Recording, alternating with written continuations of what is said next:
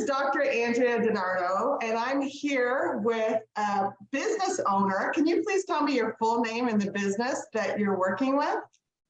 My name is Archana, and I'm working, my business name is Firekids.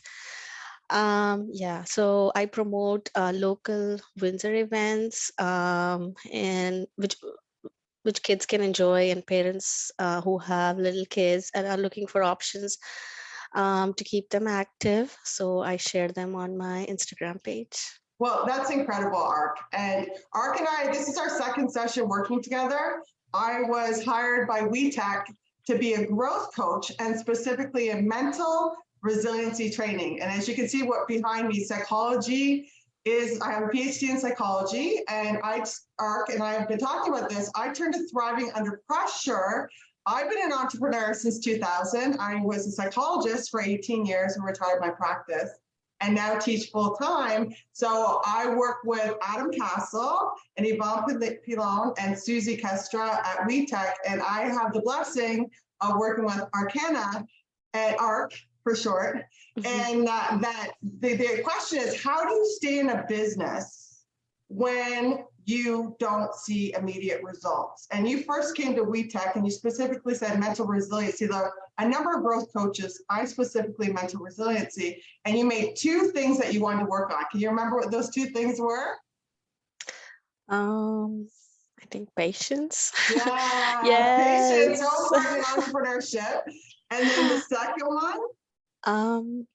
I think smart work. Yes. And part of our work together, a big part of our work together, because I basically spend all our sessions making notes, like a chalkboard right here, is reminding ARC that if you only focus on numbers, so Instagram following and your website hits, then you're essentially missing out on, so if you think of your business, like all of the different measures of success, numbers are only one part of it.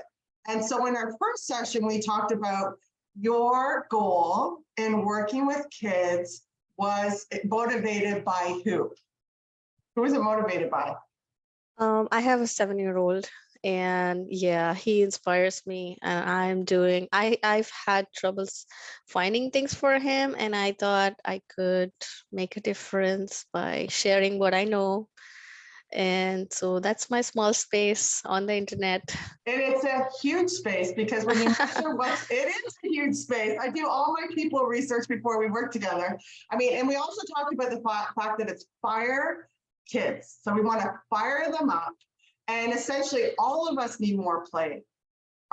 We all need more play. So basically what surrounds the circle in terms of success is, what is your North Star? He is your North Star. You're proud of the work. You want to provide a service for kids that is not available in Windsor. And it's like, if you look at a plant growing, there's so much that you can't see below the surface. So between this week and last week, or our first session, I should say, I asked you to do some reading. I asked you to watch my TEDx talk on thriving under pressure.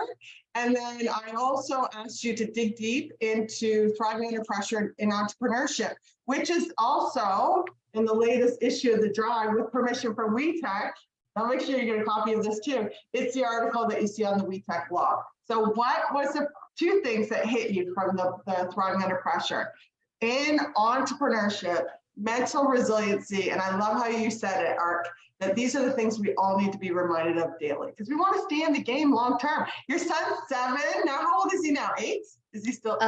Yes, still 7. So yeah, so an example. It's in its infancy. So we want to go into, maybe at 77, he'll be the CEO. You don't know. So when you read the Thriving Under Pressure in Entrepreneurship, what were the two things that hit you, and how would you apply it with your business? Well, I would like to say that the article was amazing. The talk was amazing too. So for you. Yeah, and I made notes. So the first thing I hit me was we all fail. It's like a universal thing. Right.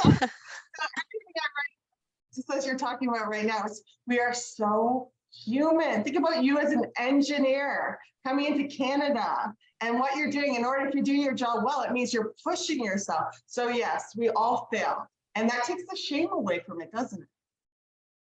There's so much shame. Yeah, there's so much, but it has to be like normalized.